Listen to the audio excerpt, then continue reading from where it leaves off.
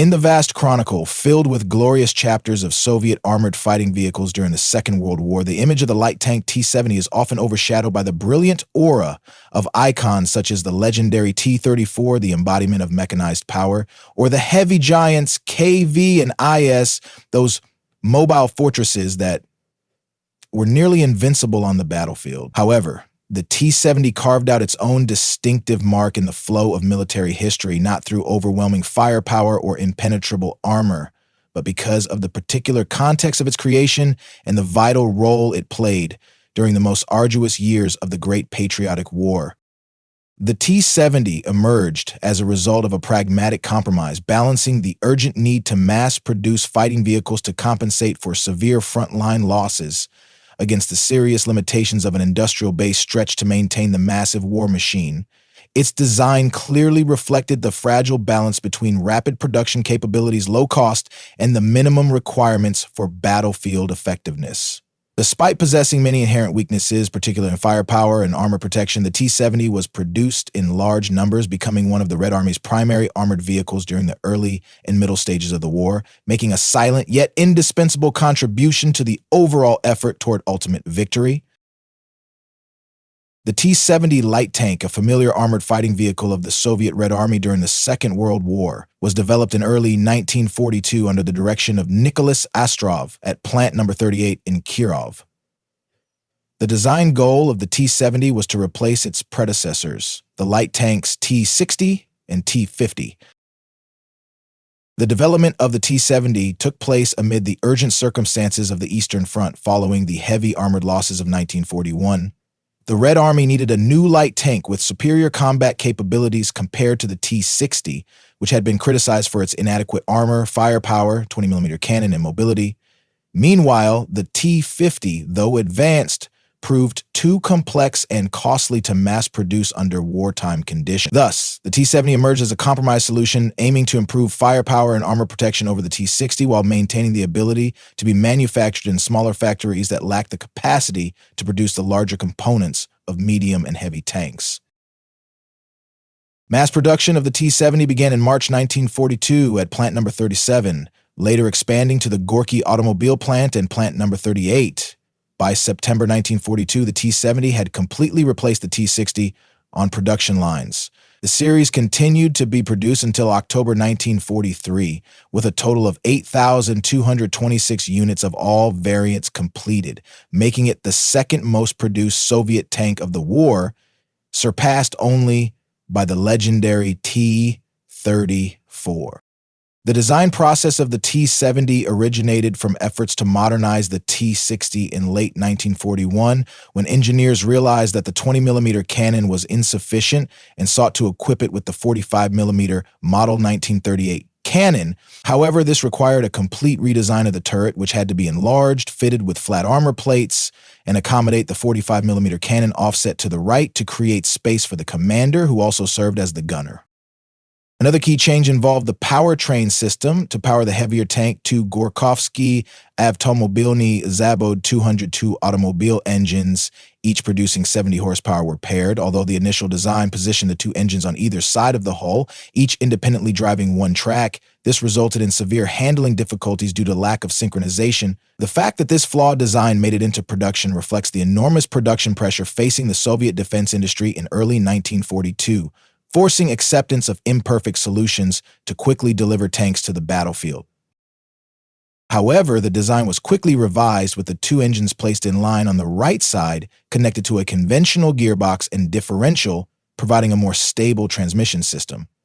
At the same time, the original conical turret was replaced with a welded turret made of flat steel plates, easier to produce, and shifted to the left side. T-70 tanks featuring this improved configuration, although still commonly referred to simply as T-70, effectively represented a more stable version. The autumn of 1942 witnessed the introduction of the T-70M, which focused on improving the suspension and drivetrain systems to enhance reliability and mobility on soft terrain. Upgrades included reinforcing the torsion bar suspension, increasing the size of the drive sprockets, and using wider tracks, 300 millimeters. Notably, the final T-70M variants were also equipped with more powerful Gorkovsky Avtomobilny Zavo 203 engines, 85 horsepower each, and a Mark IV periscope for the Commander.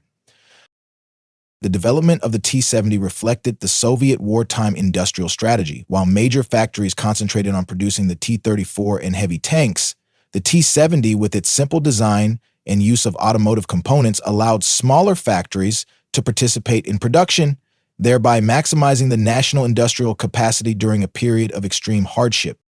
The heart of the T-70's firepower was the 45mm L-46 Model 38 cannon, a standard weapon on many early Soviet light armored vehicles, with an ammunition load of about 90 to 94 rounds of armor-piercing and subcaliber armor-piercing shells. Although the gun was sufficient against early German light tanks and infantry, it was ineffective against the frontal armor of upgraded German medium and heavy tanks after 1942. In addition, the tank was equipped with a coaxial 7.62mm Degtyaryov Tankovy machine gun. However, the manually operated turret was slow to rotate, and the limited elevation and depression angles of the main gun made combat in complex terrain challenging. In terms of armor, the T-70 was an improvement over the T-60, though it remained a light tank.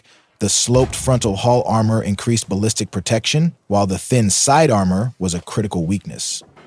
Rear, roof, and belly armor were also thin.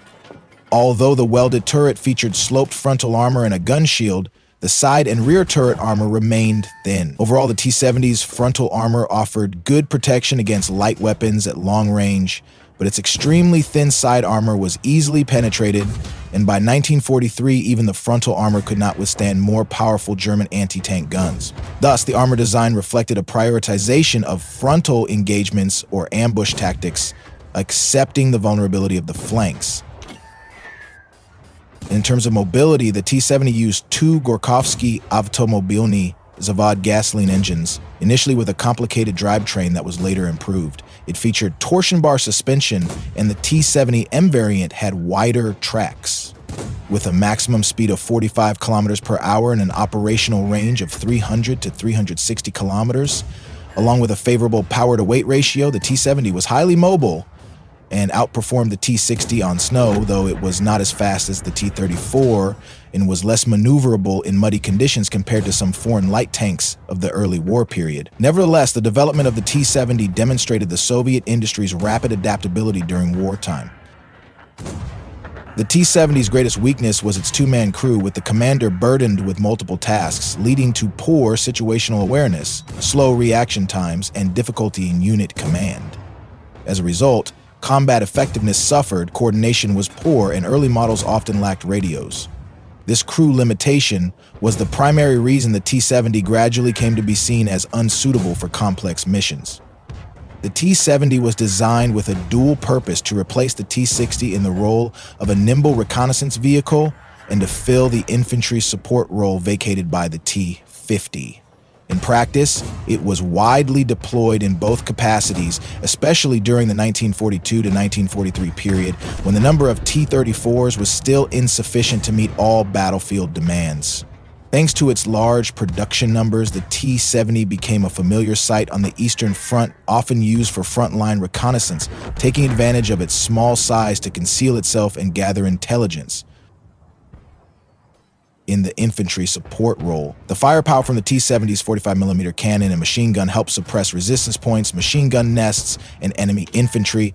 Additionally, its relatively good mobility allowed the T-70 to participate in pursuits and harassment of retreating enemy forces.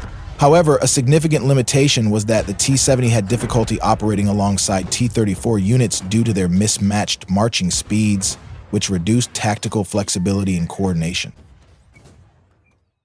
Among major battles, the T-70 participated in most Red Army operations on the Eastern Front between 1942 and 1944, notably during the Battle of Stalingrad, late 1942 to early 1943. The T-70's small size arguably offered advantages in maneuvering through the ruined urban landscape. Although there are analyses suggesting that the T-70 could engage certain German tanks under specific conditions, its actual combat effectiveness in that brutal battle remains questionable.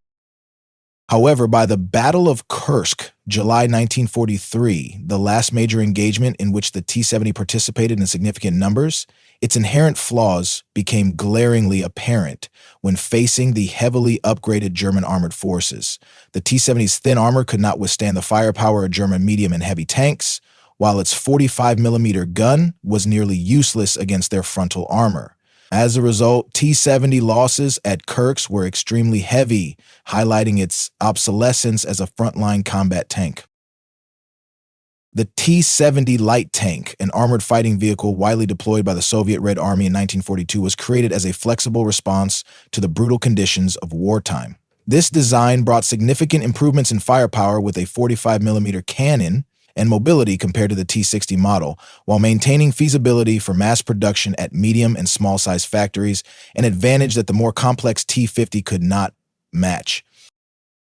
With an impressive production volume during the 1942 to 1943 period, the T-70 contributed to strengthening the Red Army's armored forces, filling critical gaps and providing essential support during a pivotal phase of the war.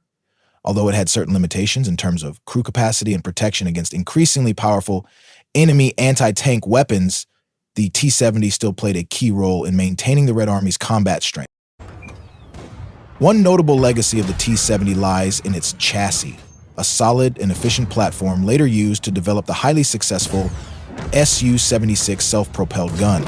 This demonstrates that despite the need for optimization in turret design and crew layout, the T-70's mechanical foundation proved valuable and adaptable in the challenging context of wartime.